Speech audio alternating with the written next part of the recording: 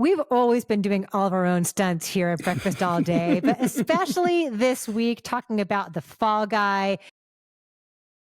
This is the big summer blockbuster to kick things off. Remember when summer began like Memorial Day weekend and then just kept inching up the calendar? So at least we're in May now. Just barely, but sure, we'll allow it. The director. We're going to set this man on fire. You're a stunt guy. We need to keep it super profesh. Profesh is my middle name. You said your middle name was Danger. Ryan Gosling is Colt Seavers, and he's a really terrific stuntman, and he's in love with a camera operator named Jody, played by Emily Blunt. And then a stunt goes wrong, and he is injured and spends 18 months recuperating. In that time, the two of them break up because he just can't deal with, his own being physically broken and her wanting to help out and be there for him. Just when he's hit his rock bottom, he gets a call from a producer. They want him on a film that Jody is directing in Sydney. Can he please go and do his stunt work magic? And he gets there only to find out Jody doesn't know anything about this and is not necessarily thrilled to see him again. But before they can even figure out where they are with their relationship, the star of the movie, Tom Ryder, is missing. Oh no. Can Colt help out in finding him? Can the movie get finished on time?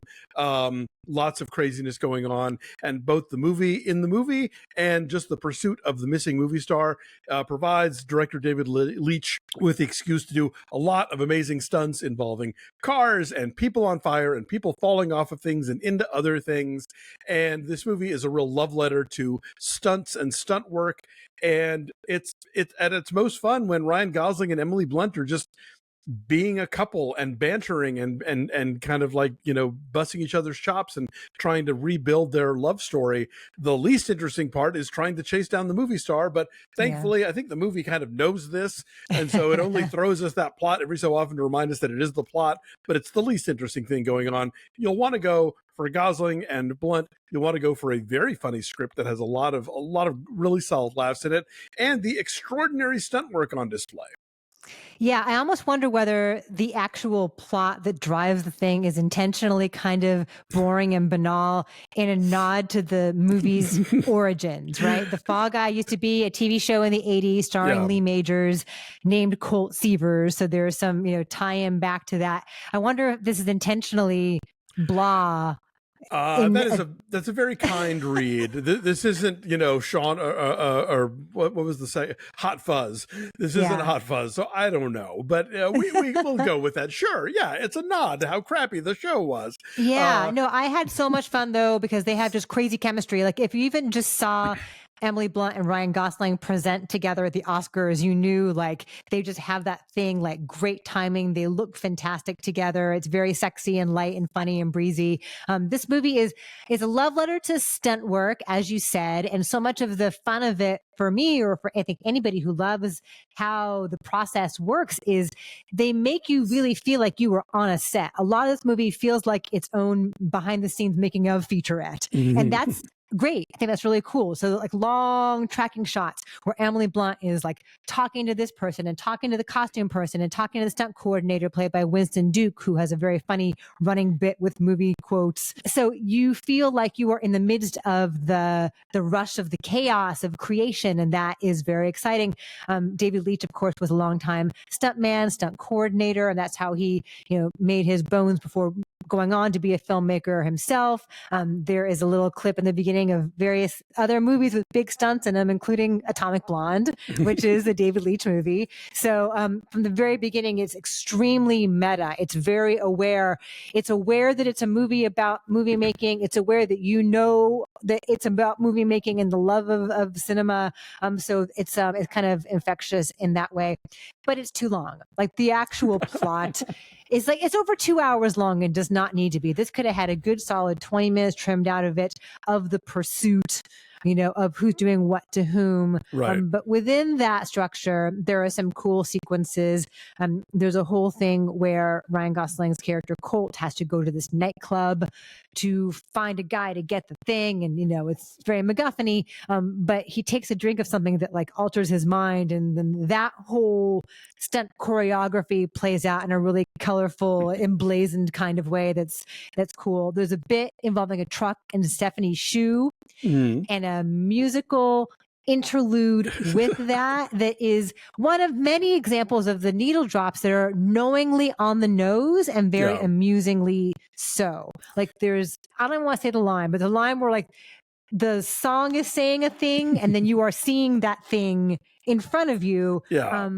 But having said that, there's a weird cross-cutting between that chase and then a thing at a bar. I don't want to give away too much. There's two things going on at once. I think the cross-cutting depletes the momentum of them both. Yeah, it doesn't quite work as well as they think it's going to, especially because like Emily Blunt is a really good singer. Like, you know, if you saw Into the Woods, you know, or Mary Poppins Returns, you know, she can carry a tune. She's great. And so she's doing a karaoke of a perfectly chosen song, which I won't give away.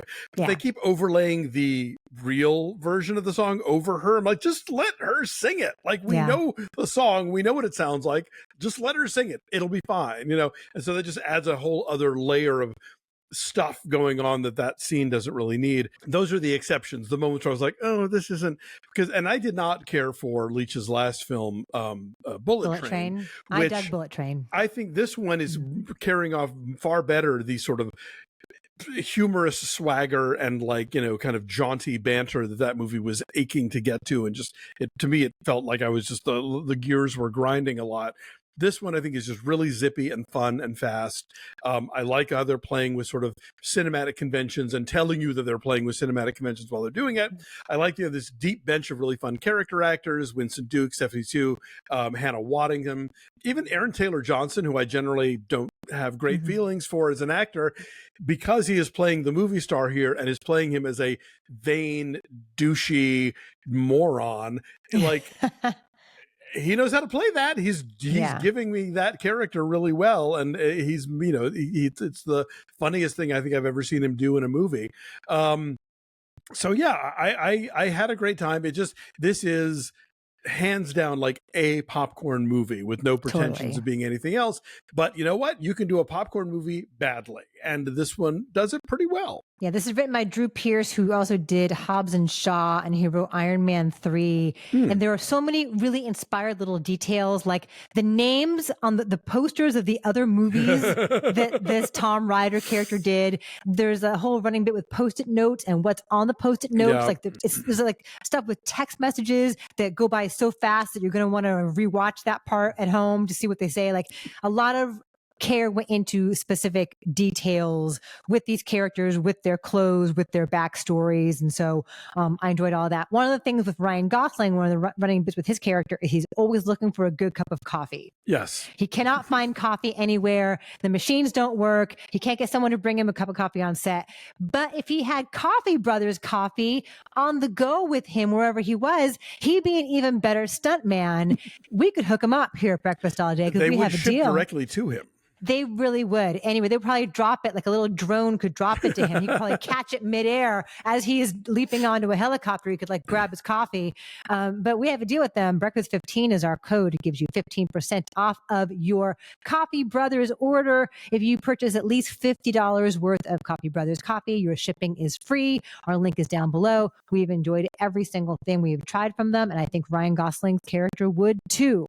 There you go. If they had extended the coffee bit just a little bit longer, they would have gone into full Bruce Willis and Hudson Hawk territory, whose running joke is that he can't get a cappuccino. Very funny. All right. So what is your number on The Fall Guy? I'll say a 7.8. I think that in terms of what it aspires to be and wants to accomplish, it's doing most of it. And I had a very good time watching it. I laughed a lot. I was thrilled with the stunts. I just enjoyed myself. And so, you know, is it a movie that I'm going to remember years from now? Not necessarily, but if it's one that pops up on TV, I'm like, oh, let's watch some of this, you know? Yeah, I would say an 8, a solid 8. Like it's just good, dumb fun, but maybe too much of it. But then like all David Leitch movies kind of go on too long. There's always like a muchness, which for some people I'm sure is a feature and not a bug. So Fall Guy's out this Friday. This is an early review for you. If you see it, let us know. And you know what? It's about a woman film director, and I find that kind of progressive for an action movie. Doing a big dumb movie, and what the big dumb movie is about is hilarious too. Anyway, yes, go check it out.